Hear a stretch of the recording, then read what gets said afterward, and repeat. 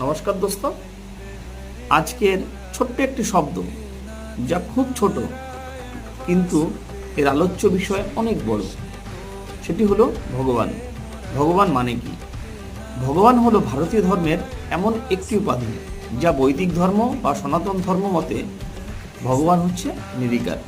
কিন্তু এই ভগবানের ভ হচ্ছে ভূমি, গ হচ্ছে গগন, ব হচ্ছে বায়ু, আ হচ্ছে আগ্নেয়, ন হচ্ছে নীর। এই পঞ্চতন্ত্র নিয়ে তৈরি হচ্ছে ভগবান। এছাড়াও ভগবান আরেকটি মত হলো ঐশ্বর্য, বীর্য, যশ, শ্রী, জ্ঞান ও বৈরাগ্য। এই ছয়টি গুণকে ভগ বলা হয়।